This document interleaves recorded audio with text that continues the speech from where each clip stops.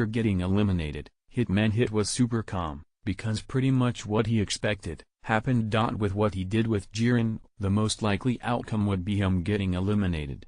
The episode took moments to make it very clear that while Jiren and Hit was fighting, Goku was doing nothing but was watching them fight with full concentration.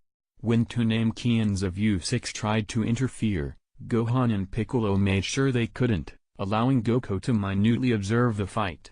Given Goku is a combat genius, it is expected that he would be able to figure at least some weakness or the style Jiren uses. Hit's aim was to make Jiren attack repeatedly, for which Hit let his guard down to handle offense the best.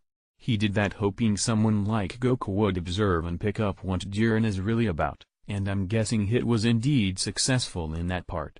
Coming back to this later. Now, most people have made their minds out that Jiren is a far greater threat, and a better fighter than Hit, but I don't want to reach any such conclusion as of yet. Fiercely, one basic factor is Hit is an assassin, he specializes in killing, and many of his attacks for that reason might be designed in a way to kill his target or opponents. The Tournament of Power, however, did not allow killing, so Hit was never able to use his true powers in the way he can do it the best. This format literally forbade what could be some of his deadliest attacks. I believe in a battle without any such rule, the result could be way different. Hit said the moment he failed to take Jiren down with one attack, is the moment he lost all hope of winning, and some of the deadlier attacks Hit knows and can take someone down in one shot must be the ones that also kills them in the process. However, in this case, Hit had to throw him out of the stage and not kill him. This is why he had to resort to things like having him frozen and asking Cabba, Caulifla and Kale to eliminate him. I sure hope to see a rematch between them, with no limiting rules, where they can go all out. The fight was really entertaining to watch. It's a shame really how they made it so short. They could easily make this play out in 2 episodes, and by stopping BS scenes with the pink whale. Both of them are 100% serious fighters, and 2 of the coolest DBS original characters, so I would love to see a rivalry building up. Coming back to Hit's motive, as you could see he kept using time skip even though it was not working. Doing that he figured out Jiren's counter-attacking pattern, by memorizing the timing of his attacks with his body.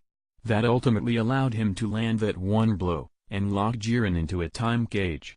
However, Jiren is so superior he is even beyond the barriers of time, and successfully broke out of it leading to Jiren's elimination. There was an underrated scene that is Hit instructing his teammates to do their job, showing he actually cares, which was unusual just like Champa pointed it out.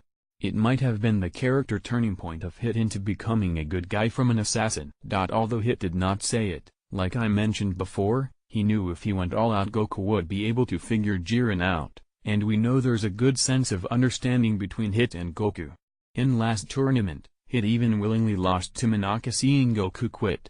Hit would have Goku win the tournament over Jiren any day. This is another argument in favor of Hit. He probably could have played safe and survived longer, but he chooses to gamble and expose at least some bits of Jiren. And guess what, that did happen. In the battle royal the one guy who observed the entire battle with full concentration was Goku, and he had a lot to pick up from it. I guess he could use what Hit did by making Jiren attack, like he memorized Jiren's attack pattern and timing with his body.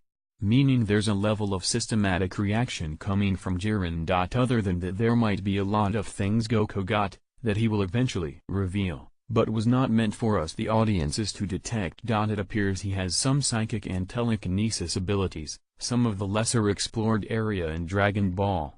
He might have some techniques by which he can manipulate ki and turn his opponents against them. He might be using mental tricks too. He does this thing with his eyes blocking attacks just by glaring. Tons of mysteries.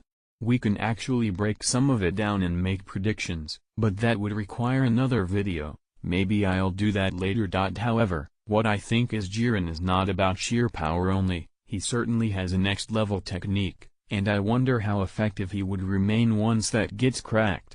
It will be fun to watch how far he can go against the likes of Goku and Hit. It does look like Jiren is able to do something with ki or even heat coming from it.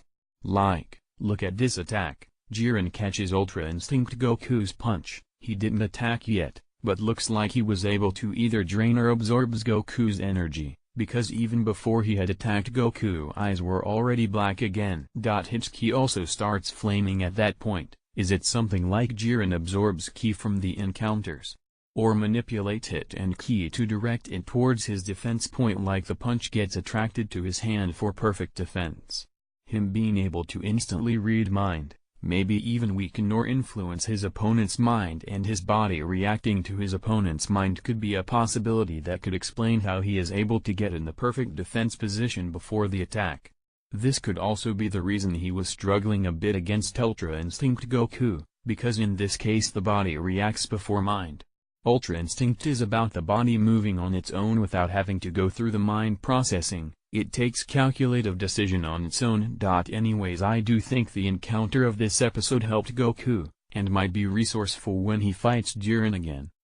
Image may contain one or more people and text, although I do think they should have gave it a better elimination. One problem with Dragon Ball Super, one reason it feels different than Dragon Ball Z is, DBZ was never shy of lengthening a fight, and it became a signature of the show.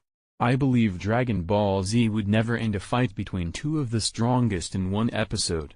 Dragon Ball Super often cuts fights short, and the fans have a hard time getting emotionally involved to it. They need to double down on things fans appreciate, like it versus Jiren, and totally throw out all garbage like that Shibuyan shit. Seriously, this character is so annoying it actually takes away some rating points from the episode.